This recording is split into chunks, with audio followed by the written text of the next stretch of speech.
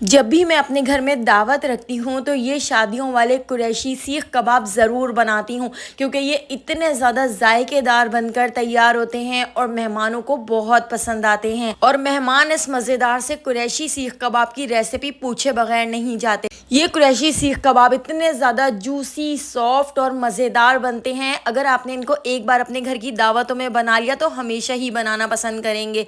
तो यहाँ पर मैंने ले लिए हैं कुछ खड़े मसाले। तो 1 टेबल स्पून भर के मैंने साबुत धनिया ले लिया है, 1 टीस्पून ज़ीरा, 1 बादियान का फूल, 1 मैंने यहाँ पर पिपली ले ली है, ये आपको किसी भी पंसार की दुकान से मिल जाएगी, 2 हरी इलायची, 1 बड़ी काली इलायची, जायफल और जवतरी के मैंने छोटे छोटे से 2 टुकड़े ले लिए हैं, 5 से 6 लौंग ले ली हैं, 1 टीस्पून साबुत काली मिर्चें, 2 दालचीनी के टुकड़े ले लिए हैं। तो इन सारे खड़े मसालों को हम इस तरह मिक्सर ग्राइंडर के अंदर डालकर पीस लेते हैं, इनका पाउडर बना लेते हैं। तो बारीक मैंने इस तरह से इसको पीसकर साइड पे रख लिया है। अब मैंने यहाँ पर आधा किलो बीफ का कीमा ले लिया है और इसके अंदर 10% फैट भी है। फैट की वजह से ये बहुत अच्छी तरह से बाइंड हो जाएंगे और बहुत ही अच्छे आपके सीख कबाब बनकर तैयार होंगे। तो इस कीमे को मैं अच्छी तरह से धोकर एक स्ट्रेनर में रख लेती हूँ। इसके साथ ही मैंने यहाँ पर एक चॉपर ले लिया है, 3 इंच का अदरक का टुकड़ा, एक बड़ा बंच मैं इसके अंदर लहसुन का ऐड कर देती हूँ। और यहाँ पर मैंने ले ली हैं हरी मिर्चें और लाल मिर्चें, जो लाल हो जाती हैं इस तरह से मैंने ये सारी मिर्चें ले ली हैं। तो 8 के करीब मैंने यहाँ पर मिर्चें ऐड कर दी हैं और इन सारी मिर्चों को और लहसुन अदरक को हम चॉप कर लेते हैं, अच्छी तरह से इस तरह बारीक कर लेते हैं।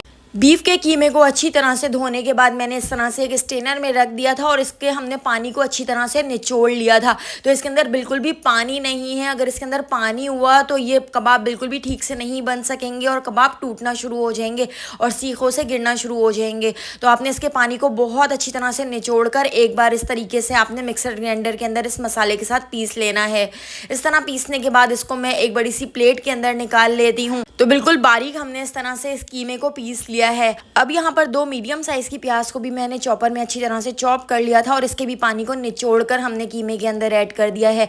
तो आपने प्याज के पानी को भी ज़रूर निचोड़ना है, क्योंकि प्याज में बहुत सारा पानी होता है। जो खड़े मसाले पीसकर हमने पाउडर बना लिए थे, तो ये सारा पाउडर भी ऐड कर दिया है। 1 टीस्पून नमक ऐड कर देते हैं। इसके साथ ही ½ टीस्पून लाल कुटी हुई मिर्चें मैंने इसके अंदर ऐड कर दी हैं और यहाँ पर 1 टीस्पून हम इसमें चाट मसाला भी ऐड कर देंगे। 1 टीस्पून कश्मीरी लाल मिर्च ऐड कर रही हूँ, इससे कलर बहुत अच्छा आएगा।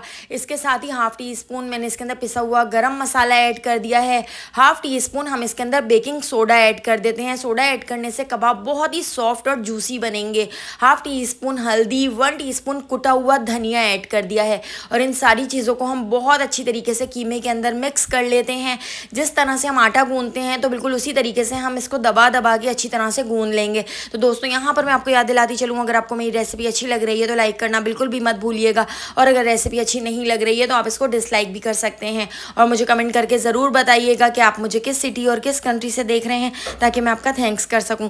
तो पहला थैंक्स जाता है शहनाज को लियारी से, सारा को थैंक्स जाता है कराची से, मेहाना को कलकत्ता से और अमीन को थैंक्स जाता है इंडिया से। तो मेरी रेसिपीज़ को इतना पसंद करने के लिए आप सबका बहुत बहुत शुक्रिया। आप मुझे ज़रूर कमेंट किया करें। तो इसके अंदर 2 टेबल स्पून मैंने भुना हुआ बेसन भी ऐड कर दिया था। बेसन ऐड करने से इसकी बाइंडिंग बहुत अच्छी तरीके से हो जाएगी और ये टूटेंगे भी नहीं। आधा बंच बारीक कटा हुआ हरा धनिया और थोड़ा सा मैंने बारीक कट करके पुदीना भी ऐड कर दिया था और इन सारी चीज़ों को मैंने बहुत अच्छी तरीके से कीमे के अंदर मिक्स कर लिया था और इसको ढककर मैंने तकरीबन 4 से 5 घंटे के लिए फ्रिज में रख दिया था। मैंने कीमे के ऊपर ये सारा मसाला लगाकर 1 दिन पहले फ्रिज में रख दिया था और दूसरे दिन मुझे इसको बनाकर तैयार करना था। अगर आप ज़्यादा टाइम के लिए इसको फ्रिज में रखेंगे तो ये बहुत मज़ेदार और अंदर तक इसका सारा मसाला चला जाएगा और टेस्ट बहुत मज़ेदार होगा। अब यहाँ पर मैंने इस तरह से सीखे ले ली हैं। तो बारबेक्यू सीखों के ऊपर मैंने अच्छी तरह से घी लगा दिया है और अपने हाथ पर भी मैंने अच्छी तरह से घी लगा लिया है और इस तरह से हमने एक बड़ा सा पेड़ा ले लिया है और पेड़े को इस तरह से हम सीखों पर लगा देते हैं। तो इस तरह से जब आप घी लगा लेंगे तो ये बिल्कुल भी कबाब टूटेंगे नहीं और बहुत ही आसानी से सीखों के ऊपर से उतर जाएंगे। अक्सर सीखों के ऊपर कबाब चिपक जाते हैं, तो अगर आप घी लगा लेंगे तो बिल्कुल भी मुश्किल नहीं होगी और बड़े साइज़ के इस तरह से हम शादियों वाले सीख कबाब बनाकर तैयार कर लेंगे। तो मैंने यहाँ पर इस तरह से सारे सीख कबाब सीखों के ऊपर लगा लिए थे।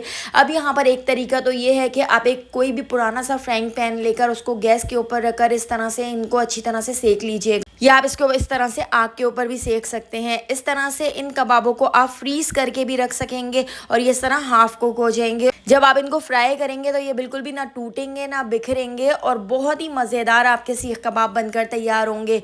तो इस तरह से आग के ऊपर सेकने के बाद या इस तरह पतीली के अंदर या किसी भी फ्राइंग पैन के अंदर सेकने के बाद मैंने इनको इस तरह से एक प्लेट में निकाल लिया है। तो जैसे ही आपके घर में मेहमान आ जाएँ तो फ़ौरन ही आप इनको इस तरह से फ्राइंग पैन के अंदर डालकर फ्राई कर लीजिएगा।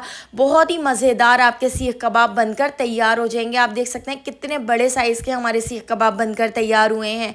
तो अगर आपको इन मज़ेदार से सीख कबाब की रेसिपी पसंद आई हो तो लाइक, शेयर और सब्सक्राइब करना बिल्कुल भी मत भूलिएगा और बेल आइकन के नोटिफिकेशन को ज़रूर ऑन कीजिएगा।